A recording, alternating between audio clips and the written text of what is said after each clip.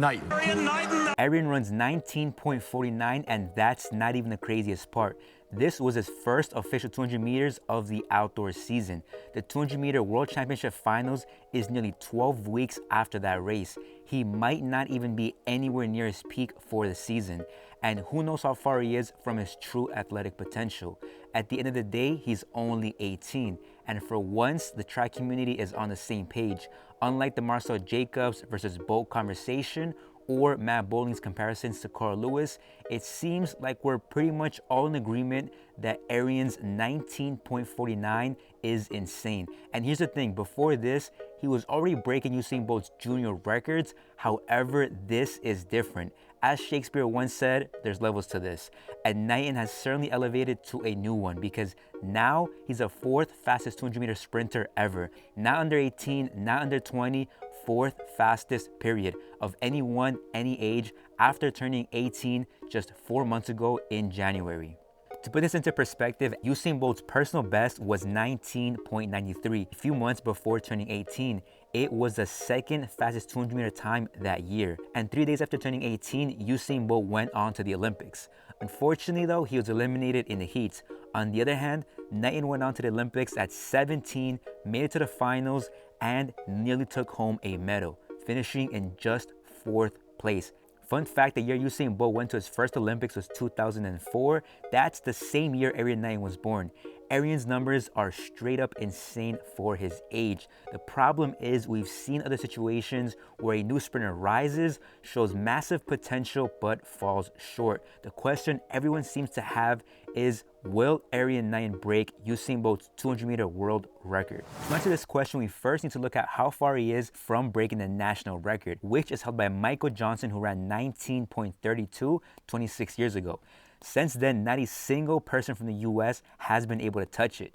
At the time, Michael Johnson was 28, 10 years older than Knighton is right now. Well, here's how his progression through his career looks like so far. 21.15, 20.33, 1984, and 1949 currently. In terms of how much he's improved, it's 0.82, 0.49, and 0.35. In order for him to break the national record, he needs to drop 0.53 from his previous season best. When Usain Bolt set the 200 meter world record, here's how his progression looked like. Even with this 0.45 drop in 2008, these numbers would not lead us to believe that Knighton will be able to drop 0.53 compared to last year, until we look at some of the other fastest men over the 200. Johan Blake first ran 1978 and then 19.26 the next year, a 0.52 drop in time to become the second fastest 200 meter sprinter in the world. Michael Johnson first ran 19.79 and then 19.32 the next year, a 0.47 drop in time to become the third fastest 200 meter sprinter in the world. Based on these numbers, it looks like a 0.53 drop in time for Knighton is a possibility this year. Although if I had to make a safe bet, I'd say it happens next year. Blake was 26 and Johnson was 28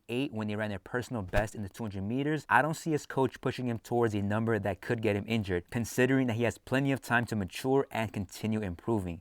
And there's a lot of talented sprinters out there who are going to make sure that he doesn't take his foot off the gas. In terms of the guys today, Noah Lyles currently has a 200 meter personal best of 19.50, a hundredth of a second behind Knighton. Andre DeGrasse, 19.62, Clarence, 1969, Kenneth Bedniernek, 1968, Michael Norman, 1970, Fred Curley, 1976. If we look at the list of the fastest men ever in the 200 meters, these guys are in the top 15. Apart from Knighton, they're all roughly in their mid-20s in their prime, which means we might be witnessing the most competitive group of 200 meter sprinters since the Usain Bolt era. The perfect recipe for a new world record to be broken by Knighton if he continues to improve. By the way, if all this makes you excited about running faster, join the 7-day sprint bootcamp. It's free, at least for now. Link in the description. When we compare Usain Bolt and Arian Knighton's numbers, a counter argument is that at 18, Usain Bolt was not focused.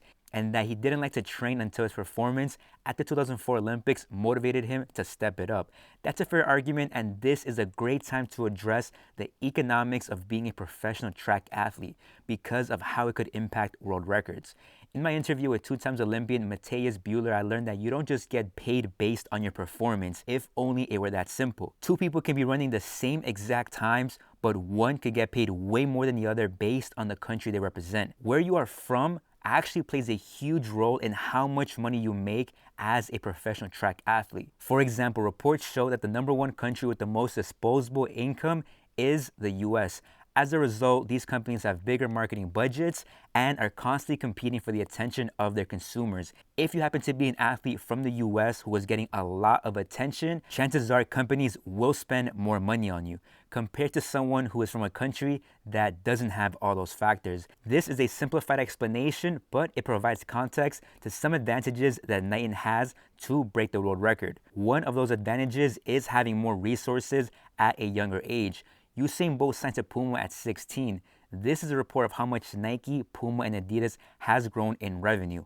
All three have experienced massive growth. Some have doubled, others tripled in revenue, with Adidas at #2 in this group and Puma at #3. Obviously, we don't have access to neither of their bank accounts, but if we had to guess, 18-year-old Knighton is probably earning ridiculously more than Bolt was at that age.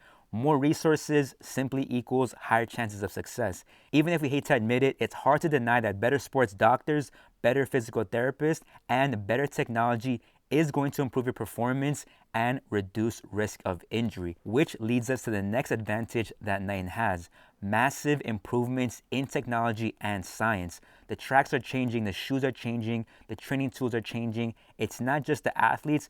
Technology and science are seeing improvements at a record pace. Developments on how to prevent injury and optimize training has only improved.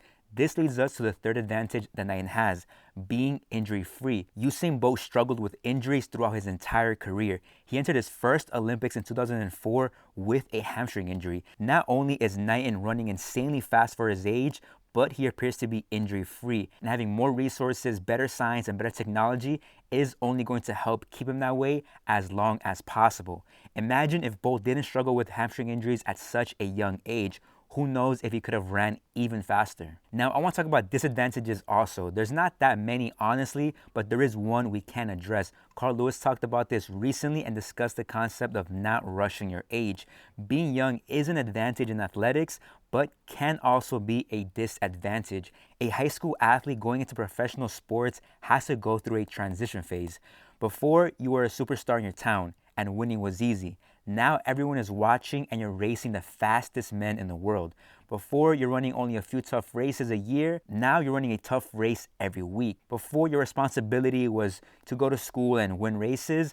Now your responsibility is to show up to races around the world, possibly support your family members financially, and continue winning so those checks keep coming. This can be a lot for even the toughest competitors. Like Usain Bolt once said, the competition part is easy.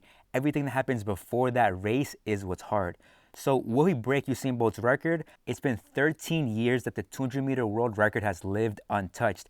Arian has already broken Usain Bolt's junior records. He's the 4th fastest 200-meter sprinter in history, doesn't appear to have any serious injuries, and is also quite tall like Usain Bolt. If there is someone right now who can beat Bolt's 200-meter world record, it's him.